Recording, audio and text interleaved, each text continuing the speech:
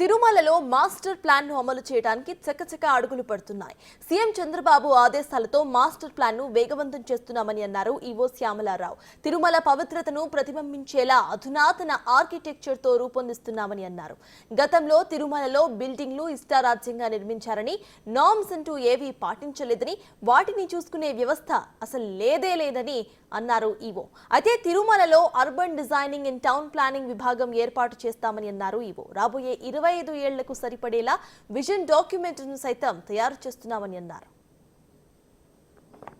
ప్రతి developed are planned city ఒక ప్రణాళిక ప్రకారం అభివృద్ధి చెందుతున్న నగరం ఏదైనా ఉన్నా సరే, పట్టణం ఏదైనా ఉన్నా సరే, దానికి ఒక అర్బన్ డిజైన్ గైడ్లైన్స్ అని ఉంటాయి.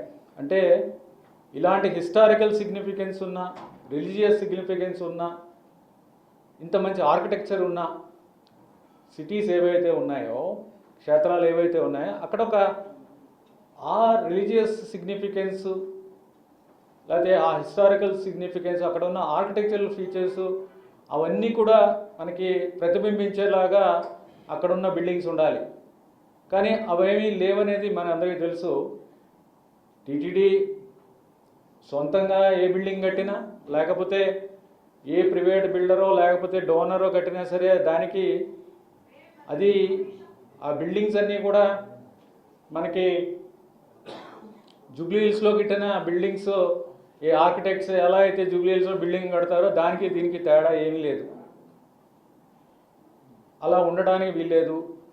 అవన్నీ కూడా ఒక యూనిఫామ్గా, ఒక యూనిఫామిటీ కనిపించాలి, ఒక థీమ్ కనిపించాలి. ఇక్కడున్న ప్రతిదీ కూడా ఒక ఆ రిలీజియస్ సిగ్నిఫికెన్స్, స్పిరిచువాలిటీ, ఆ పవిత్రత అవన్నీ కూడా రిఫ్లెక్ట్ అవ్వాలి ఏదైనా సరే.